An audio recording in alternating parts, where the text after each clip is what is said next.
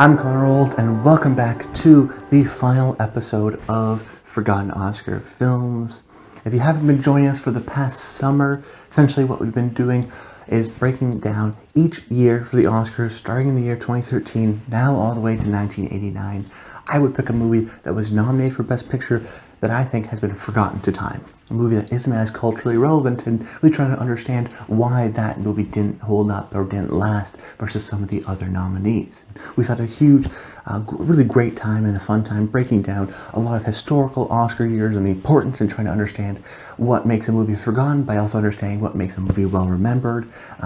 But if you're sad that this is the end of the series, don't be.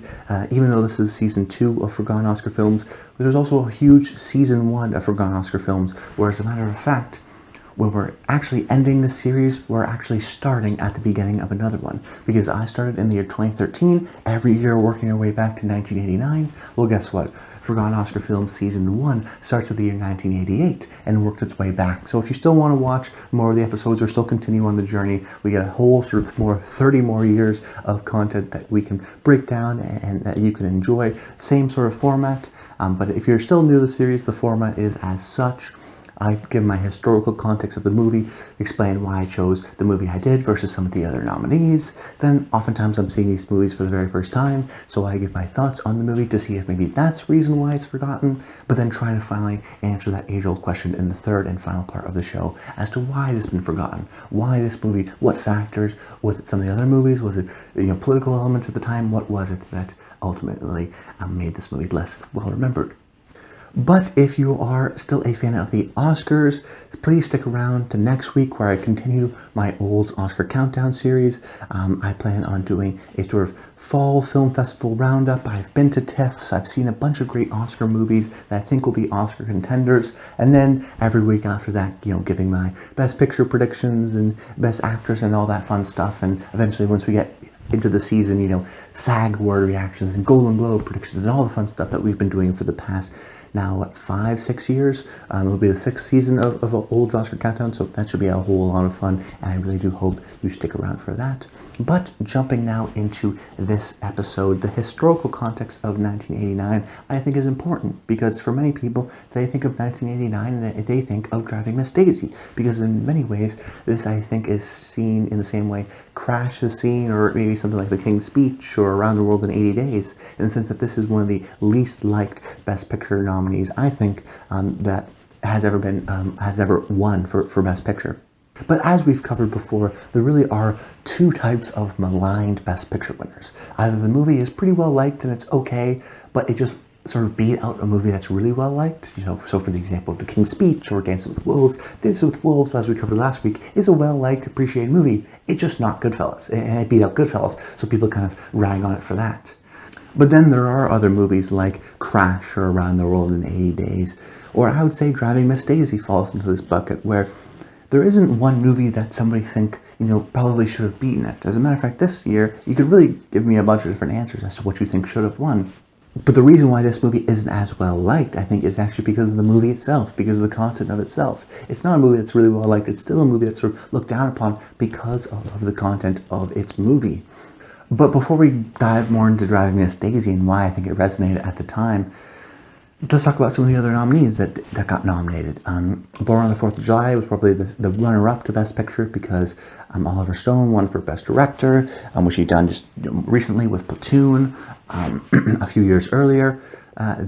Which I think is still, a well-liked movie. It's still sort of a seminal Tom Cruise performance and a seminal, I think, Oliver Stone is still a well-appreciated director. I think this is one of his best movies. I also think it's a sort of signature Vietnam movie, which is a great genre of movies, so I still think that is still well-appreciated for that, and really chronicling the Vietnam War in Vietnam, but also how it affected America in the following years, and how this sort of changing of opinion occurred within the culture through sort of Tom Cruise's character. I think it's a really absolutely brilliant movie, so I as much as I wanted to talk about it, I don't think it's forgotten. Then we also have the Robin Williams vehicle, Dead Poets Society, which every teacher wants to show because every teacher in public school, thinks that they are like that. I saw this movie a bunch of times throughout high school and elementary school, and it's still a movie that's well liked and appreciated, and all the people, classmates, they always like the movie. Robin Williams has, I think, an iconic performance. as a teacher, and a lot of great young performers, Ethan Hawke, things like that. So it's a movie also directed by Peter Weir, who's a really interesting and underrated, I think, Australian director who's important for the Australian New Wave, and he's done a bunch of great movies, Truman Show and whatnot. So, it's a still movie that I think is in the pop culture landscape. You also have Field of Dreams, which is Kevin Costner's maybe signature performance. I know we talked about Dances with Wolves last week, but I really do think of him as sort of Field of Dreams, kind of Bull Durham, baseball type coach figure for me. I actually like Draft Day a lot. That maybe when I think of Kevin Costner, I do think of Draft Day and his character Sonny. But if you're a sports movie fan, Field of Dreams is a classic, and as a baseball movie fan, you have to watch Field of Dreams, and it is one that's still well regarded. And then there's also My Left Foot, which I mentioned a couple episodes ago now, and a few episodes now, in 1993, In the Name of the Father, and I talked about how My Left Foot was actually the start of sort of the Irish New Wave and the great movies that were coming out of there, and it also sort of really introduced us, I think, to Daniel Day-Lewis as a serious feat. If you're a fan of his movies, you'll go back and watch this one for sure, because he won an Oscar for this, his first of 3, and really sort of introduce himself as like, wow, this is one of our great actors, and also, based on true story, and we see it's actually quite influential. And if we draw the line from My Left Foot all the way to something like The Theory of Everything, I think there's a clear sort of lineage of these movies are still well appreciated and liked by the Oscars and by the Academy. So if I were to pick a movie, I'd go with that one. But like I said, I've already sort of talked about the Irish New Wave in the Name of the Father episode, so it made sense that, actually, ironically, even though there's not a clear sort of number 2 that everyone would have went with, some people may have gone with Dead Poets Society, I probably would have gone with Born on the 4th of July, but regardless, I think a lot of people agree that Driving Miss Daisy is definitely not number 1. As a matter of fact, I think most people would agree that Driving Miss Daisy is number 5 on that list. Yet despite its lackluster reputation in more recent times, at the time, it was a well-respected movie. I mean, it made money at the box office. It was put on top 10 lists, some reputable publications, Siskel and Ebert, Peter Travers. I mean, these guys really enjoyed the movie. I mean, you're talking a 4-star kind of a review. It was a really beloved movie. So it's interesting to see now, why was this movie forgotten? But first, let's transition now into my thoughts on the movie. And I do want to say up front, there's a lot that we can talk about this movie, and you can talk about it for an hour and sort of the racial politics and things like that, but we just don't have that much time, so don't expect a huge sort of deep dive into that sort of stuff. I can only give my thoughts and my personal opinions on the movie, but the one thing that really just jumped out at me was the thing that the movie doesn't really want to confront, which is its racial politics. Because I remember writing down in my notes as I was watching the movie, is this a parody? I mean, for the first half of the movie, really the first 2/3, I would say, you get a lot of sort of the old racist white lady and the sort of black subservient, almost kind of a slave type role, where he's saying yes, Miss Daisy, no, Miss Daisy, and he's got that sort of southern drawl to him, and it is very sort of strange and old school. I mean, this is a movie that was released in 1989, but feels like a movie that was released in 1933, pre-segregation era, 1940 maybe even. So it's a strange movie seeing someone like Morgan Freeman in that role, because of the sort of relationship, and it really was sort of abundantly clear and distracting in many ways at how sort of, I would say, regressive the relationship was. And while the movie isn't really totally focused on that, there's nothing else you could think about. That you would hear directors like Bruce Beresford, he was the director of this movie, he says stuff like, oh, it's just about an old lady and a man and they're sort of dynamic. But when we're talking about pre-segregation in the South, and Martin Luther King makes an appearance in the movie, there really is sort of that dynamic that isn't really explored in the movie, but that's all you can think about. So it's so frustrating watching the movie when you're thinking like, oh, we should be talking about this and having this conversation, and the movie almost defiantly does not have that conversation, and then you just become so distracted because, well, that's what this movie should be about, even though it's not really. So it's just so hard to judge the movie because you're watching it, and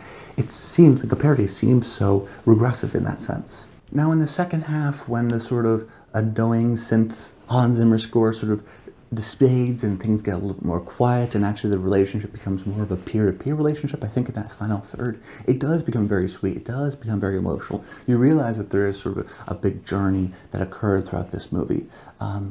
It's just unfortunate that the first half, the racial politics of the movie are so over the top and so seemingly regressive that it's hard to focus on anything else. But you have to get through all that stuff just to get a sort of a glimpse of sweetness and peer-to-peer relationship. When you go, maybe that should have been the movie at the very end.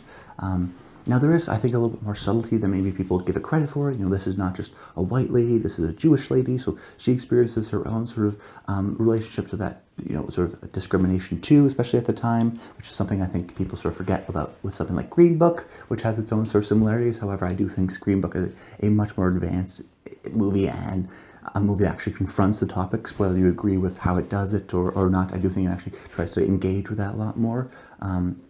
But with a movie that really has sort of lackluster framing and camera movement, so it's not like you can get anything from a technical side.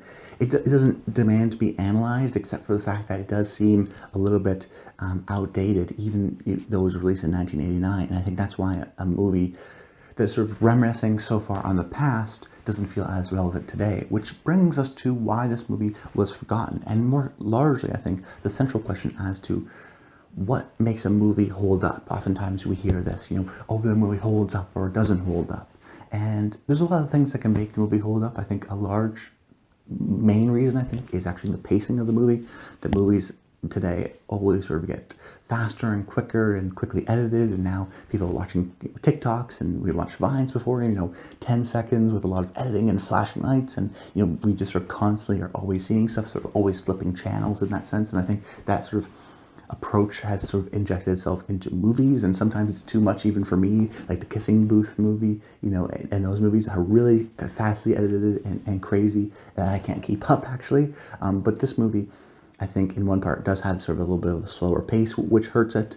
So, what makes a movie hold up? Pacing is a huge thing, which I think this, movie doesn't, because of that sort of lackluster pacing. Another thing I think is just the themes.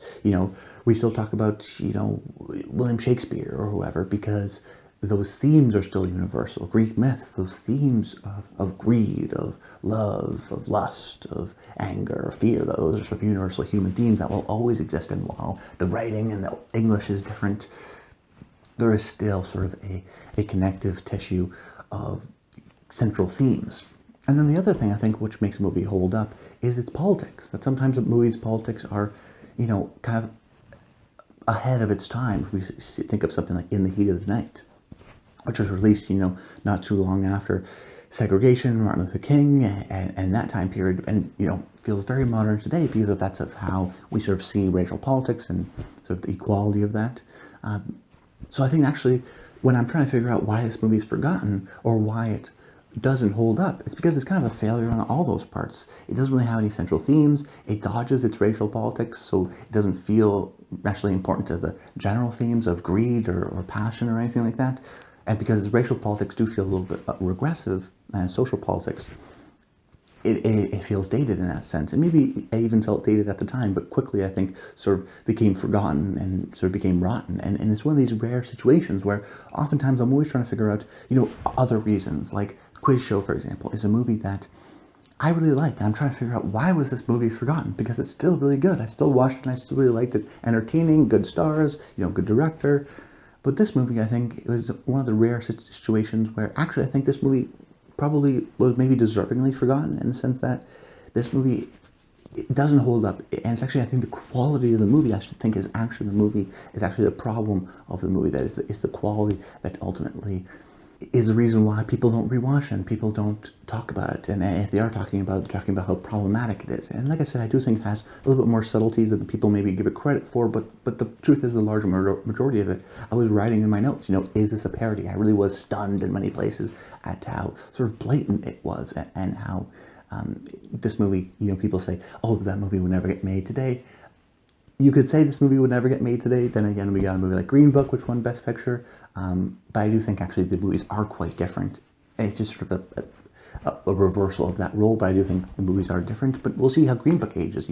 It's already sort of deemed in many ways to Drive Miss Daisy as that sort of relationship, despite myself actually really enjoying it. But that's the end of the day. If you don't sort of see the racial politics and you see this as a sweet, nice movie, I totally understand that.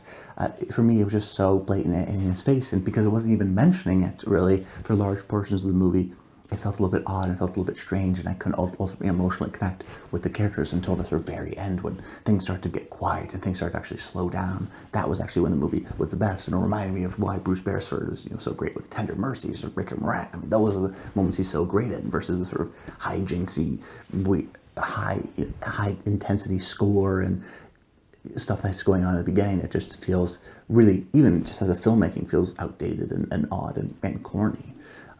But that's about it, guys. I hope you enjoyed this series, Forgotten Oscar Films. Let me know your thoughts on maybe the whole series. You can even start to give my your Oscar Best Picture predictions if you're interested in that. But yes, stay tuned to next week, where I will break down once again the old Oscar countdown, and we go on once again another Oscar race, which I am very excited about. So from one Oscar series which is more historical, to actually breaking down the history of the Oscars in real time for this upcoming 2021 year. That's about it, guys. I hope you enjoyed the video. And until next time, stay tuned.